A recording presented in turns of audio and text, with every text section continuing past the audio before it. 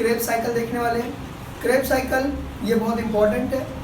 11th में इस बार Maharashtra state board level में 11th स्टैंडर्ड में क्रेब्स साइकिल आया है, और 12th में तो नहीं है लेकिन नीट के लिए आता है। एंड फार्मेसी जो करते हैं उन लोगों के फर्स्ट ईयर के पोर्शन में जो है ये क्रेब्स साइकिल होता है। तो let us start with Krebs cycle पहला, मगर उससे पहला जो है हम लोगों को उसका बैकग्राउंड जानना ज़रूरी है। तो अभी देखते हैं हम लोग Krebs cycle. First of all इसके नाम कितने हैं, इसके नेम्स कितने हैं। देखिए क्रेब्स साइकिल जो है 3 नाम से जाना जाता है। जो सबसे ज़्यादा फेमस है उसको मैं बीच में लिख रहा हूँ, that is a Krebs cycle. अभी याद रखिए क्रेब जो है एक यानी कि बायोलॉजिस्ट के नाम से है या साइंटिस्ट के नाम से, उनका नाम है हैंस क्रेब। अब इनके नाम से क्यों रखा गया है, क्योंकि याद रखो क्रेब्स साइकिल के अंदर ओवरऑल 9 रिएक्शंस है। ओवरऑल कितने रिएक्शंस है, 9 रिएक्शंस है, जिसमें से 6 रिएक्शन जो है हैंस क्रेब ने, मैं यहाँ लिख देता हूँ, जिसमें से 6 रिएक्शन जो है हैंस क्रेब ने जो है डिस्कवर किए। ठीक है, डिस्कवर क्यों बोलते हैं, क्योंकि जो चीज़ होती है मगर पता नहीं होती है और आप उसको बाद में जब खोजते हो उसको डिस्कवर बोलते हैं। तो बायोलॉजी में ज़्यादातर डिस्कवरी होती है और फिजिक्स में ज़्यादातर इन्वेंशन होता है। इन्वेंशन क्यों, कोई चीज़ आपने बना दी, इंस्ट्रूमेंट वगैरह, तो that is known as a invention. तो यहाँ पर डिस्कवरी, तो हैंस क्रेब ने 6 यानी आउट ऑफ 9 रिएक्शंस 6 रिएक्शन जो है हैंस क्रेब ने किए हैं। ओके, साइकिल इसे क्यों कहते हैं, साइकिल वर्ड आया है सर्कल से, और सर्कल का मतलब क्या होता है कि starting from one point and ending on the same point without making any angle except 360 degree. समझ में आया, इसको बोलते हैं क्या, सर्कल का डेफिनेशन है मैथ्स का। ठीक है तो यहाँ पर भी कुछ ऐसा ही हो रहा है, जो पहले रिएक्शन में जो प्रोडक्ट रहेगा, ठीक है, वही प्रोडक्ट लास्ट रिएक्शन में भी आएगा। तो क्या हो जा रहा है, एक सर्कल कंप्लीट हो रहा है, इसीलिए सर्कल से रिलेटेड बोला गया है साइकिल। तो क्रेब साइकिल ये नाम आया है। दूसरा नाम है इसका TCA साइकिल। TCA साइकिल अभी बताता हूँ, उससे पहले उसका तीसरा नाम देखते हैं, citric acid cycle.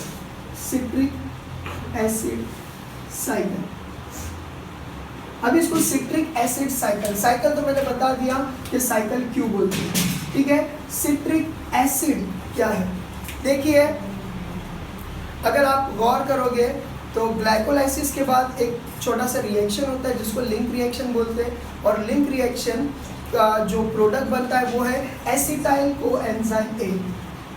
Acetyl coenzyme ए, और ये acetyl coenzyme A is highly unstable. Highly unstable,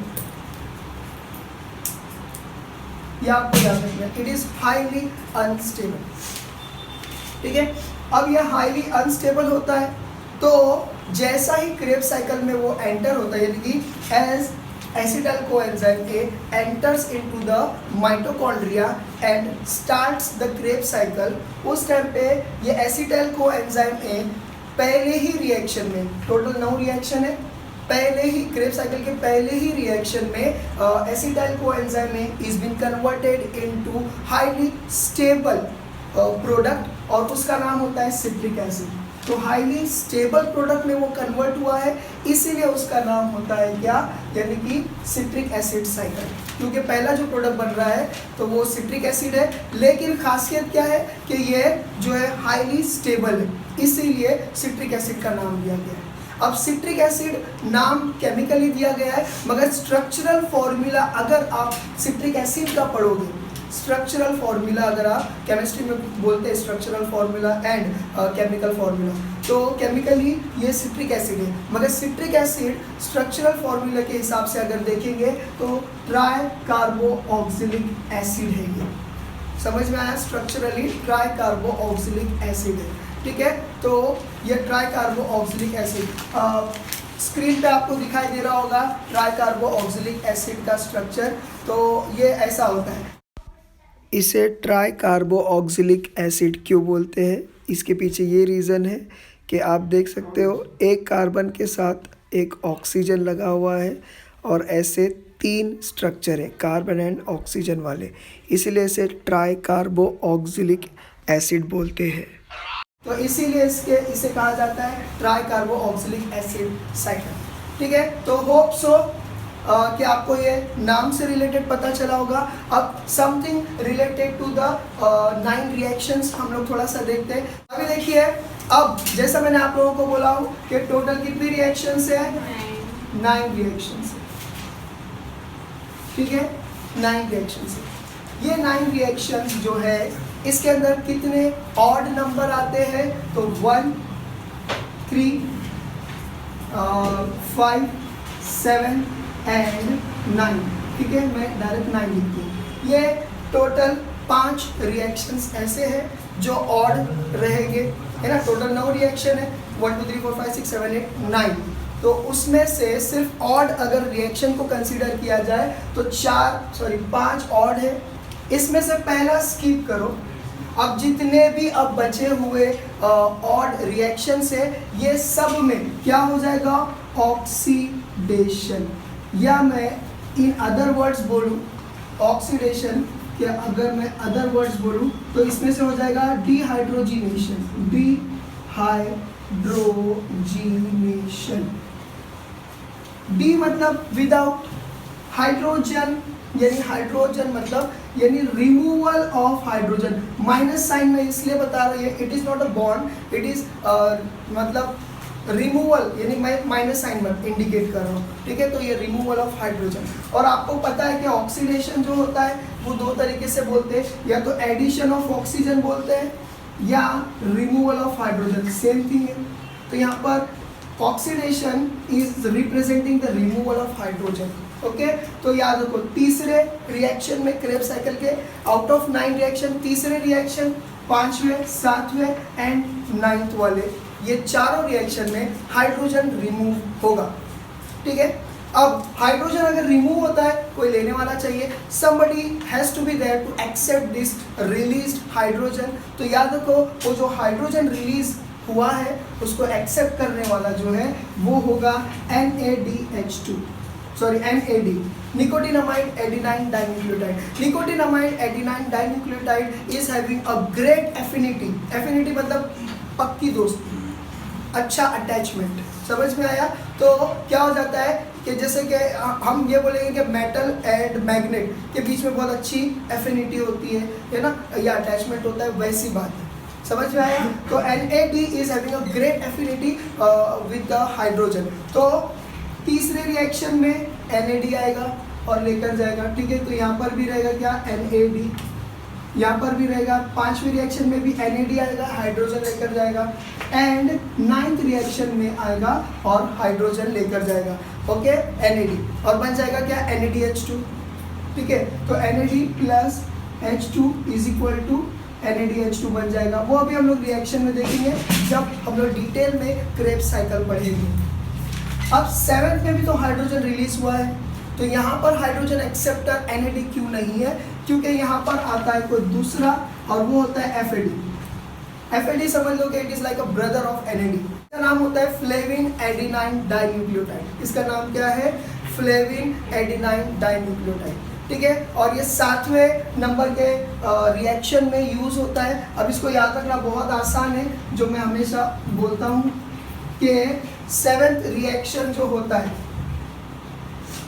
ठीक है, 7th रिएक्शन जो होता है, अगर मैं उसको उसके सामने मिरर रख दूँ तो वो कैसा दिखाई देगा? कुछ ऐसा दिखाई देगा। इसी से याद रखो कि 7th रिएक्शन में FAD आने वाला है, एंड जैसा ही हाइड्रोजन उसमें ऐड हो जाता है it will be converted into FADH2। Please ये याद रखिए, ये इसका दूसरा बेसिक पॉइंट था। समझ में आया? फिर उसके बाद तीसरा point, 6th reaction out of 9 reaction overall, 6th reaction is given a importance. समझ में आया? इसको इम्पोर्टेंस दिया जाता है, क्यों? क्योंकि इसके अंदर होता है ATP जनरेशन। ATP जनरेशन होता है। प्लीज ये याद रखो, क्यों? क्योंकि सारा प्रोसेस क्यों हो रहा है, glycolysis, link reaction, Krebs cycle and etc अगले वीडियो में रहेगा। तो ये सारा रिएक्शन क्यों हो रहा है? Just because for one purpose only, to generate ATP. What is ATP? Adenosine triphosphate. ये हो जाता है एटीपी, ठीक है। एंड फोर्थ पॉइंट जो है इसके अंदर इंपॉर्टेंट वो ये है कि याद रखो, 2 molecules of acetyl coenzyme A enters into the glycolysis, लेकिन याद रखो 1 at a time। मतलब क्या? यहाँ पर 2 molecules है एसिटाइल कोएंजाइम A के, तो ये दोनों भी एक साथ क्रेब्स साइकिल में नहीं जाएंगे। एक एसिटाइल कोएंजाइम में अलग से क्रेब्स साइकिल में जाएगा और दूसरा एसिटाइल कोएंजाइम A अलग से ऐसी क्रेब्स साइकिल के अंदर जाएगा। इन शॉर्ट, जो भी मैंने ये 9 रिएक्शंस के बारे में बताया, ये एक एसिटाइल कोएंजाइम के लिए हो रहा है अलग और दूसरे एसिटाइल कोएंजाइम के लिए हो रहा है अलग। समझ में आया? तो जो भी चीज़ मैंने बोला हूँ, NAD बन रहा है, FAD बन रहा है, ATP बन रहा है, ये सब इसके लिए अलग बन रहे हैं, इसके लिए अलग। ये एसिटाइल कोएंजाइम के लिए अलग 9 रिएक्शन है और ये एसिटाइल कोएंजाइम के लिए अलग 9 रिएक्शन होंगे। समझ में आया? तो 2 मॉलिक्यूल के लिए क्या हो जा रहा है? 2 molecules of acetyl coenzyme A Krebs cycle 2 बार घूम रही है। ये दोनों भी इकट्ठे एक साथ क्रेब्स साइकिल, एक क्रेब्स साइकिल नहीं कर रहे, ये दोनों अलग हो जाते हैं और दोनों सेपरेटली क्रेब्स साइकिल में जाते हैं। ठीक है, तो होप सो कि ये बैकग्राउंड आप लोगों को समझ में आया होगा। अब हम लोग नेक्स्ट वीडियो में शुरू करते हैं एक्चुअल क्रेब्स साइकिल।